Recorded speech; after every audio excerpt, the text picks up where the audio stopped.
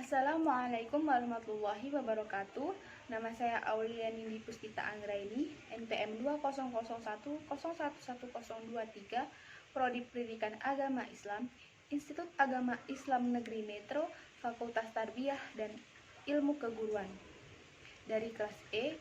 Baik, di sini saya akan menjelaskan tentang pengertian fikih ibadah, macam-macam fikih ibadah, prinsip-prinsip fikih ibadah, ruang lingkup fikih ibadah, dasar hukum pelaksanaan ibadah, serta toharoh. Video ini dibuat guna untuk memenuhi ujian tengah semester mata kuliah fikih ibadah. Dosen pengampu Bapak Muhammad Ali, MPDI. Yang pertama, pengertian fikih ibadah. Fikih ibadah terdiri dari dua unsur kata, yaitu fikih dan ibadah.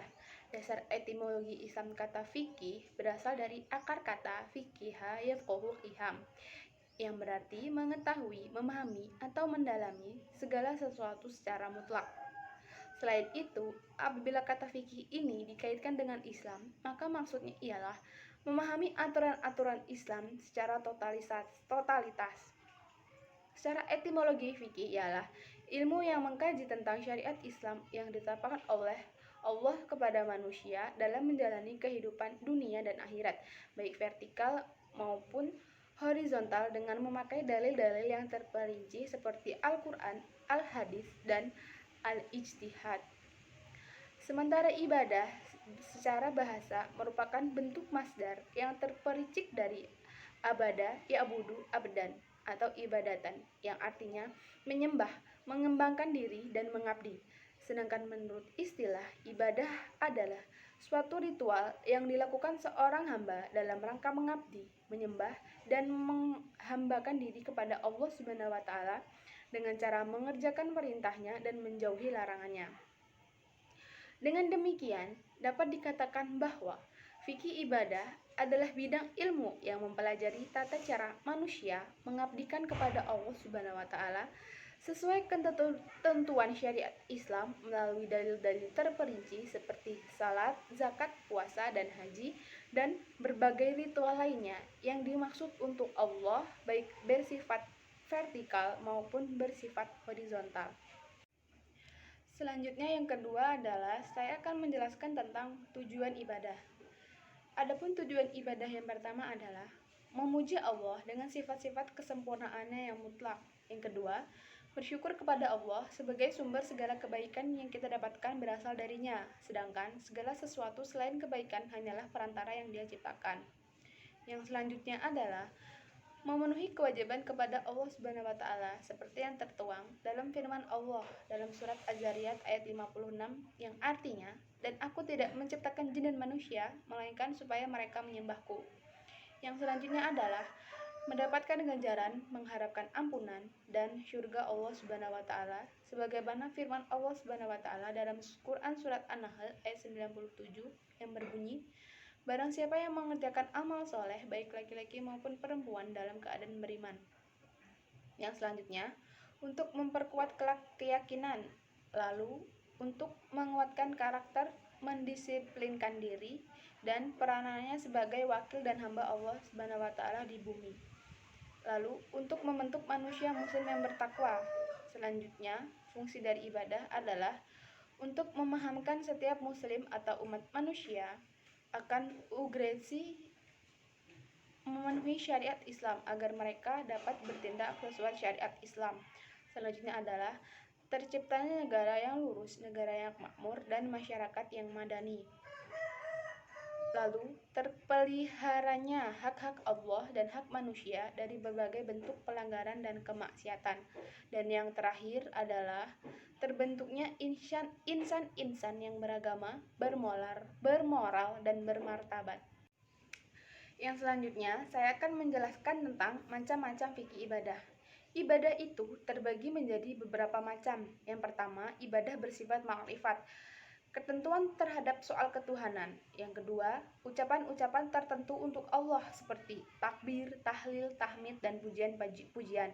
Dan yang ketiga, perbuatan-perbuatan tertentu untuk Allah seperti haji, umroh, iktikaf, ruku, sujud, puasa, dan tawaf.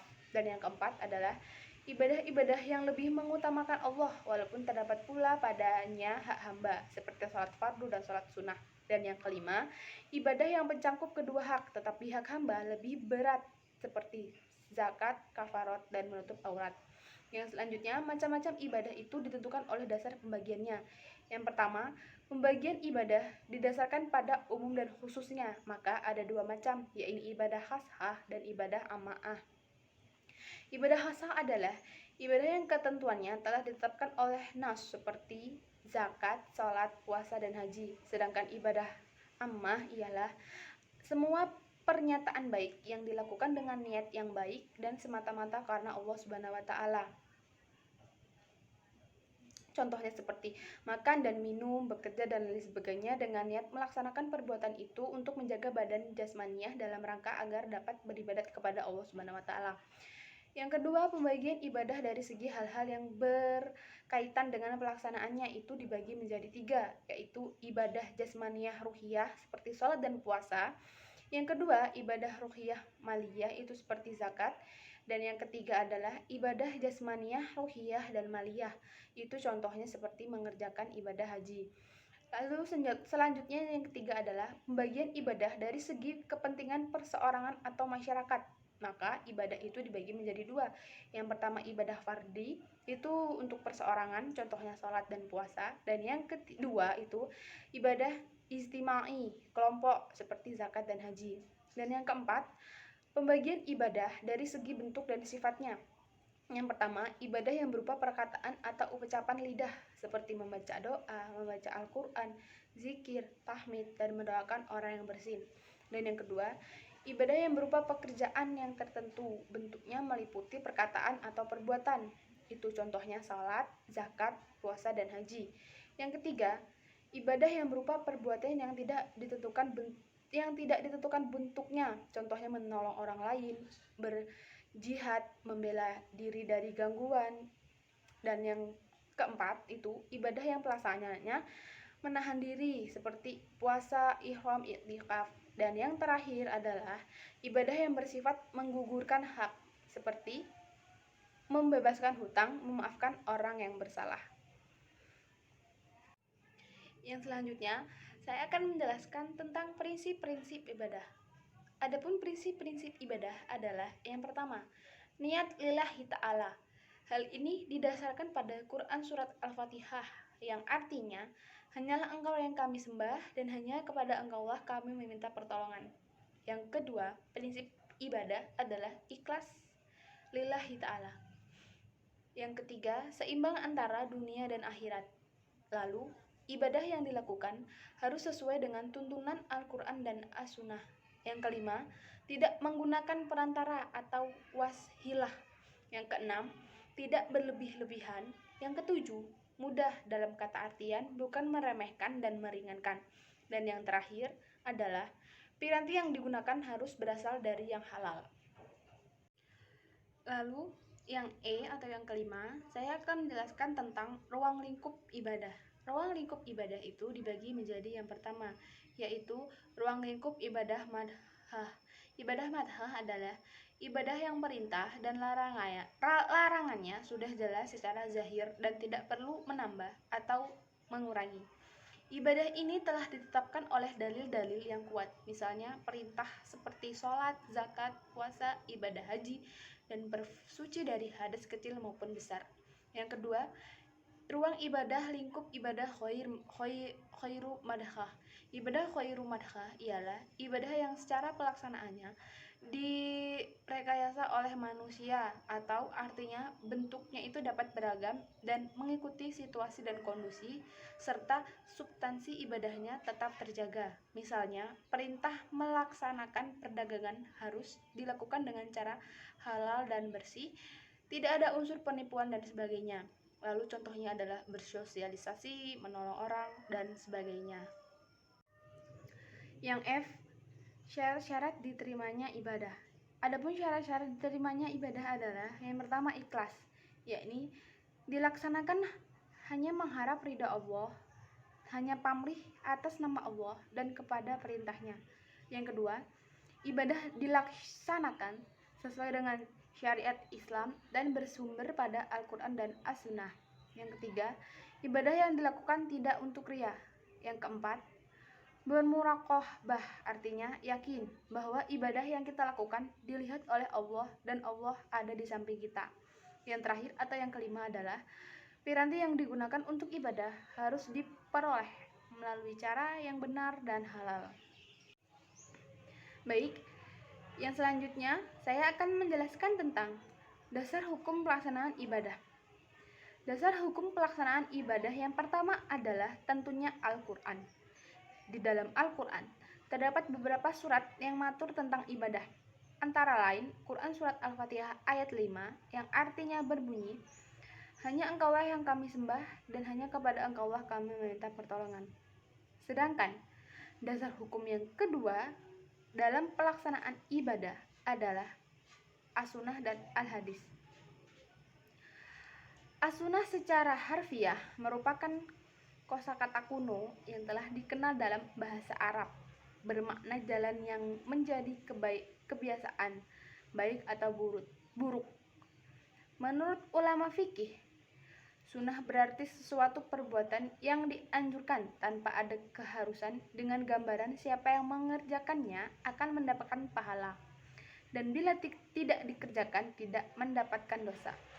Sedangkan menurut ahli hadis, sunnah adalah sesuatu yang tercermin dari diri Nabi, baik berupa ucapan, perbuatan, ketetapan, sifat-sifat lahir maupun batin, dan universalitas lainnya, serta setiap hal yang telah ditetapkan dalam hukum syara maupun belum.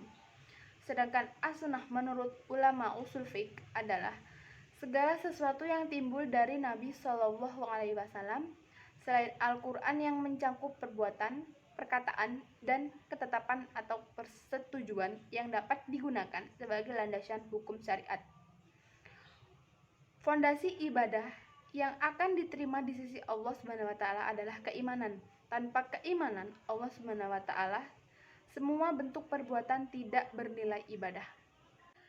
Selanjutnya yang terakhir, saya akan menjelaskan tentang toharoh. Definisi toharoh menurut etimologi, toharoh artinya bersuci atau membersihkan diri dari kotoran. Sedangkan menurut terminologi syariat, toharoh adalah menghilangkan hadas dan najis. Toharoh itu dibagi menjadi dua, yaitu toharoh nisiyah dan toharoh ma'nawiyah. Toharoh nisiyah atau toharoh badan atau jasmani adalah mensucikan bagian tubuh dari hadas, baik hadas kecil maupun hadas besar, najis, dan segala jenis kotoran. Untuk menghilangkan hadas kecil, kita harus berwudu, dan untuk menghilangkan hadas besar, kita harus mandi besar. Jika dalam kondisi tidak ada air, maka kita boleh menggunakan tayamum dengan menggunakan pengganti air itu, yaitu tanah atau debu. Kita juga harus membersihkan tubuh kita dari macam-macam najis yang ada. Yang kedua, toharoh ma'nawiyah. Toharoh ma'nawiyah atau toharoh kolbu adalah bersuci dari syirik dan maksiat dengan cara bertauhid dan melakukan kegiatan amal soleh. Toharoh ini menjadi yang paling utama dibandingkan dengan toharoh nisiyah. Karena toharoh nisiyah tidak dapat dilaksanakan jika hati kita belum suci. Untuk itu, sebagai muslim, kita harus mensucikan diri dan jiwa kita dari perbuatan syirik dan munafik, serta kegiatan maksiat lain seperti dengki, sombong, dendam, benci, dan riya. Sekian presentasi yang dapat saya sampaikan mengenai fikih ibadah atau mengenai materi fikih ibadah dan toharoh. Kurang lebihnya saya mohon maaf apabila ada kesalahan, mohon dimaafkan. Sekiranya saya akhiri. Wassalamualaikum warahmatullahi wabarakatuh.